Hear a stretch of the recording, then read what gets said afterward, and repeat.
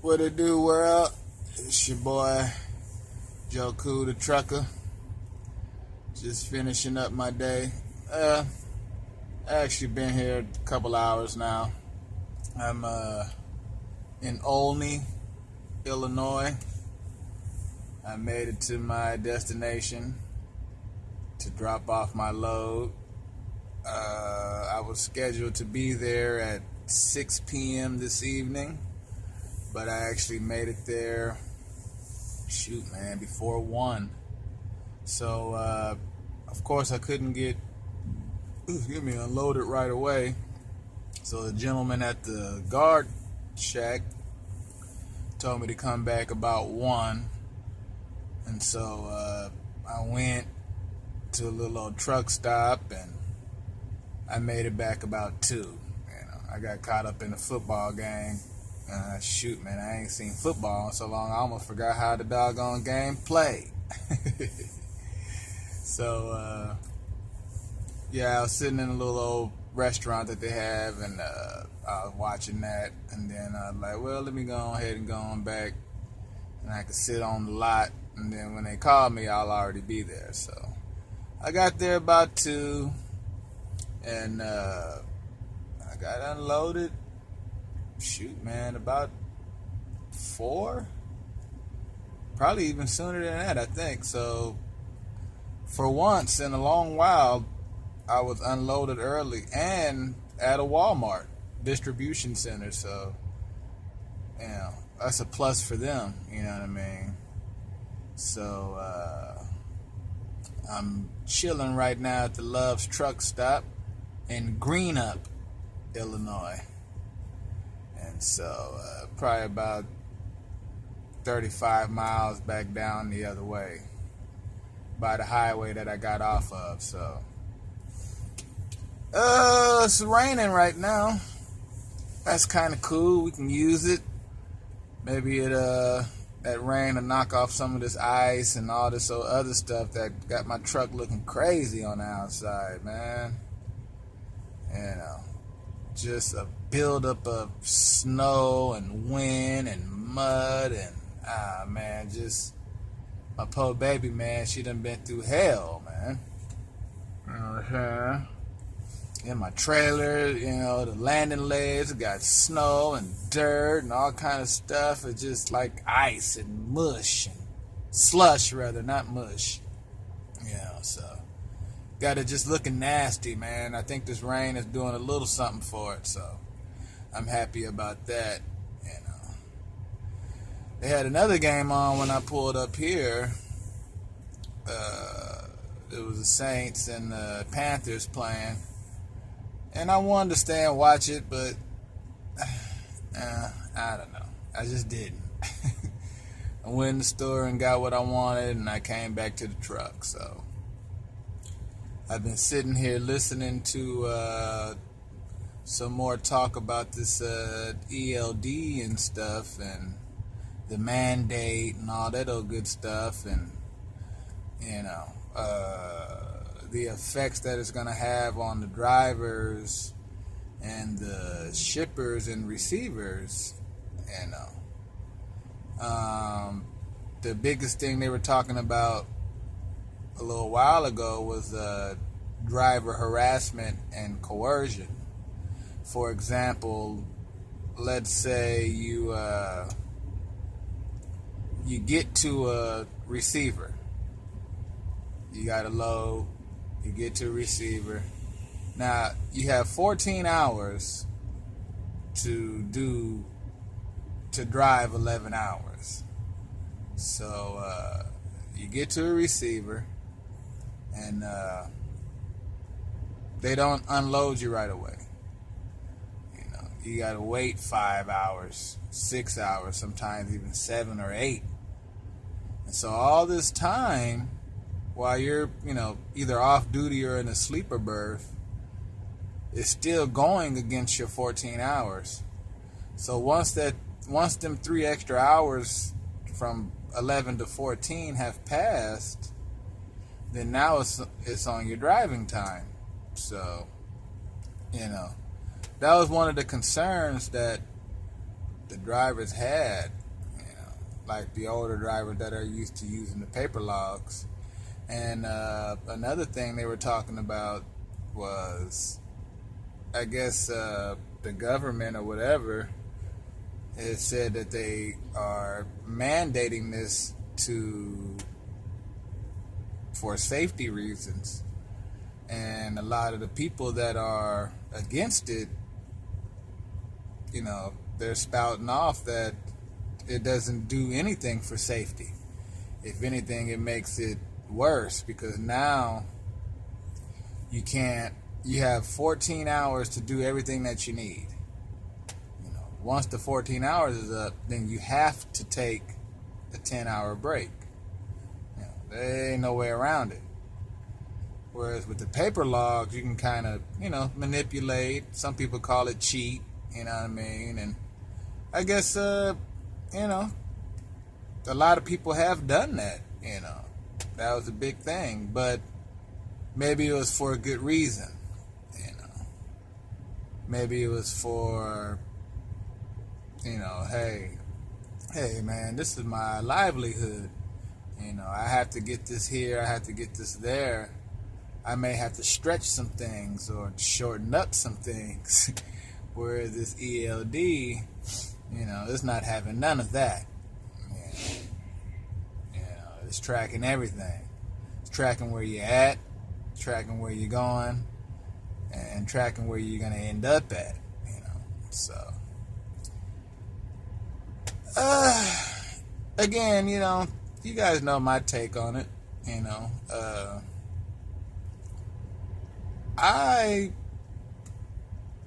I guess I have a little more of a take on it now. Maybe because I'm kind of lazy. And I don't really want to do the paper logs. Now, I learned them. I learned them. You know what I'm saying? I had to learn them in school, like I brought up before. But, this just makes it easy. If you're doing it right, then you should be good. But now, you have to take into consideration, it's not just driving. You got things that come up. Like this morning, I started my pre-trip, and come to find out, one of my trailer tires is flat. So, of course I got to get that fixed, and it's not going against my driving time, but it's going against my 14 hours. So, good thing it was quick. I was in and out, It wasn't no real big deal. And if I was desperate, I probably could have drove with that one tire being flat, but, I'd rather be late and safe than to be rushing and have something terrible happen while I'm driving. You know what I'm saying? So, that's the way I look at it, But now one of the big things, too, they were talking about was, let's say you get to a ship or a receiver and, okay, here, let's do it for the receiver. You get to a receiver. Or no, let's do it for the shipper. Okay, you get to the shipper, you do everything you're supposed to do. You get there on time. You can even get there a little early. Okay, so say your appointment is at 2 and you get there about 1. They get you a dock and this, that, and the third. You get in there. But now for some reason, they take 5-6 hours to load you. So now you're losing your driving time. You're not going to make it on time or whatever the situation may be, because you sat at the shipper for 6 hours. So that's money that you're losing because you're sitting there waiting. For whatever reason that they're taking so long when they had the appointment set. You know what I mean? And so they have this thing called coercion, where a lot of these shippers and receivers, once you get done doing your business with them, they won't allow you to stay. They want you off their property. You got one or two that will let you stay, especially if you're close to the end of your clock, and you don't have enough time to get anywhere else. You have a few of them that will let you stay, but most of them won't. So if you get to a shipper or a receiver and they make you leave, or they're trying to force you to leave when you don't have the time to make it anywhere, and if you do drive, you'll be violating, because now you're past your driving time. So now you're driving under violation. Well, you can file coercion, but now they say you got to send it to the federal government and do all of this nonsense, all this extra stuff that's just going to take forever. And drivers ain't got time for that, man. We don't be, hey, man, look. It take too long to fix the problem, basically. You can let your dispatch know, and dispatch can call them and be like, hey, whoop-de-whoop, but who's to say what they're going to do? They might be tired, too, Nighttime, night shift guys coming in, they don't want to deal with that.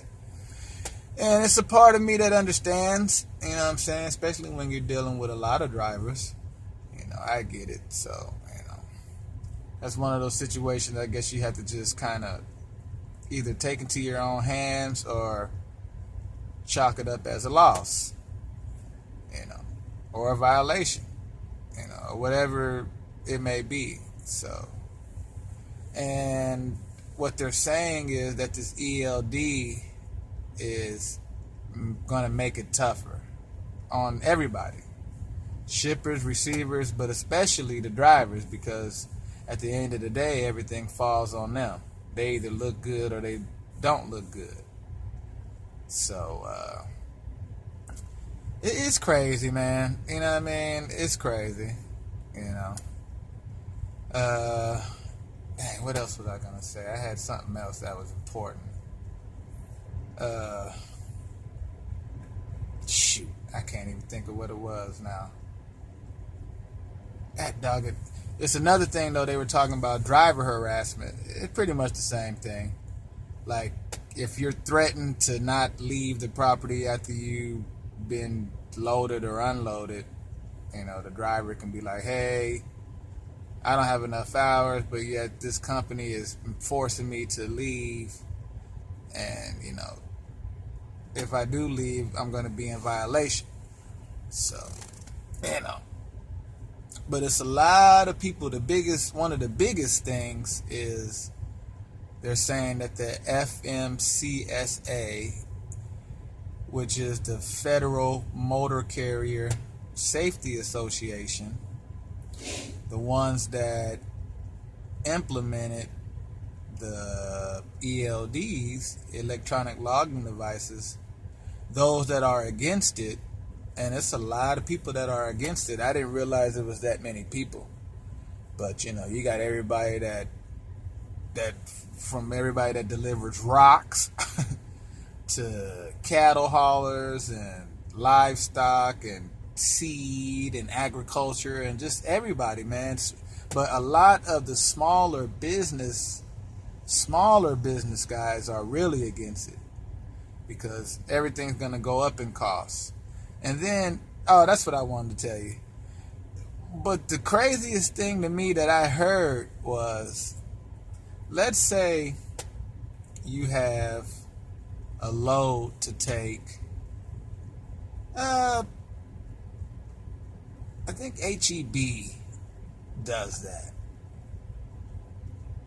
Well, basically what they do is, let's say you get there. Let's say you get to the place late. All right, for whatever reason it is, you get there late. You have a delivery for them. Say a command. Oh, God doggone thing. Sorry about that, y'all. You got a delivery for them. This still baffles me. I just can't quite get a grasp on this. But you got a delivery for them, but for whatever reason you're late. They can charge you a late fee for bringing their stuff to them.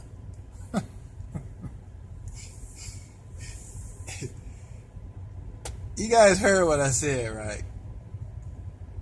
The company that you're delivering their stuff to, that they ordered, or what have you, if you're late and you don't make the appointment, you can be charged a late fee that you have to give to them because you didn't have their stuff that they ordered on time.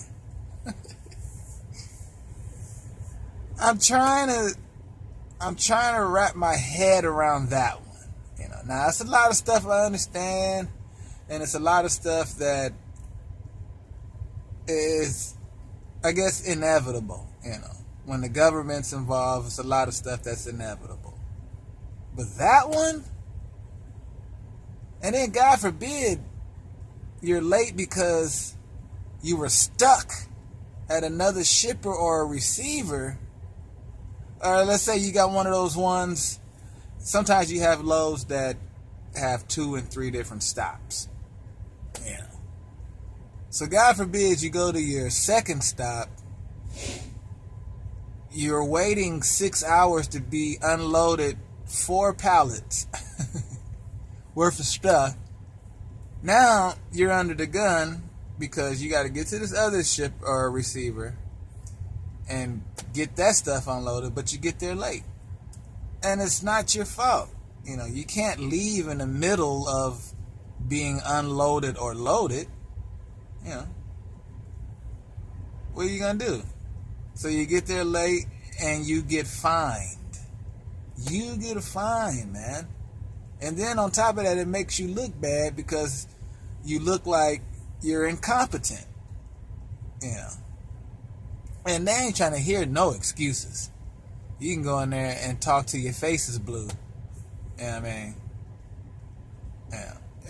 But they're not trying to hear it. You were late. You weren't on time. Here's your fine.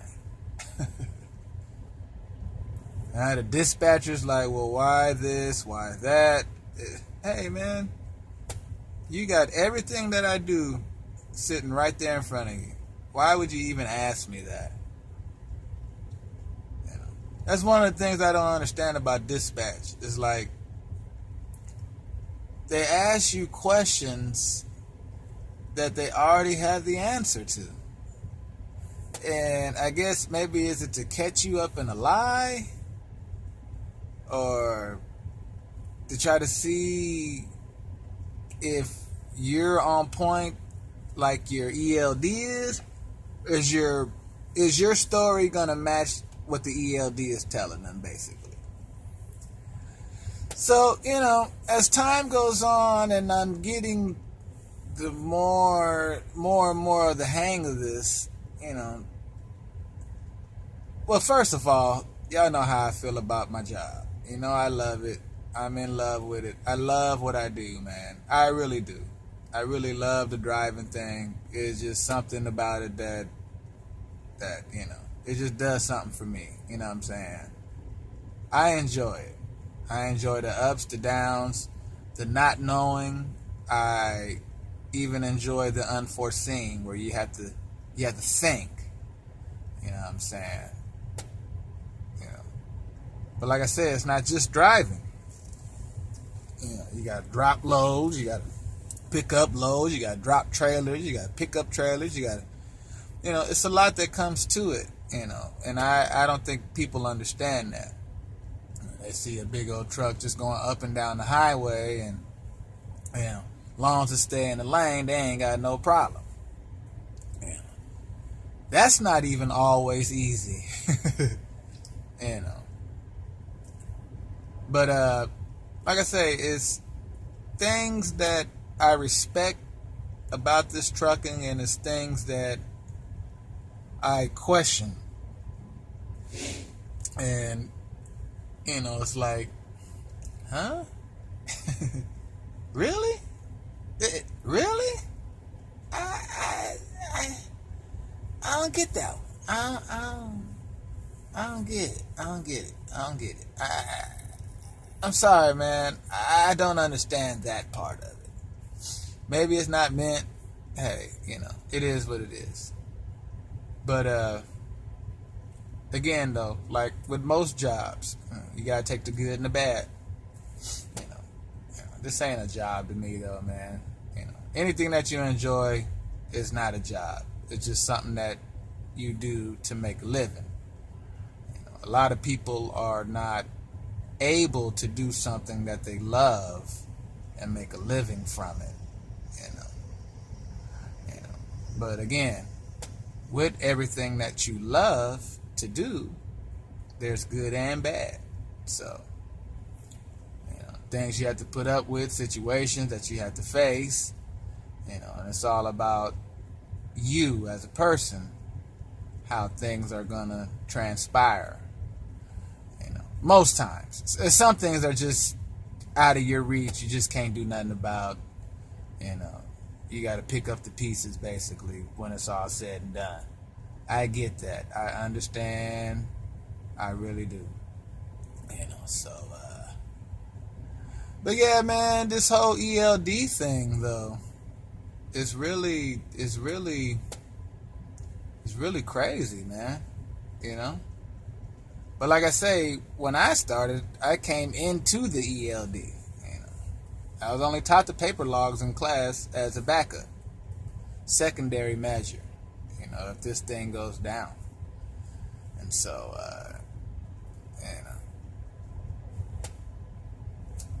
you know what I'm saying. So, but for the smaller companies, the smaller owner operators, is harsh on them, and I can see why. It's harsh on them. For one, they only got 1 or 2 trucks probably, or just 1 truck, and so this is how you make your living. You're trying to do this, trying to do that, but now you're under this clock, and you can't manipulate it how you may feel you need to. Now, you got people that's saying that, well, it's the same thing. Only difference is it's on paper. And so it's a bunch of arguments about that. It's so many of them. I actually started to take notes, and I wanted to take them and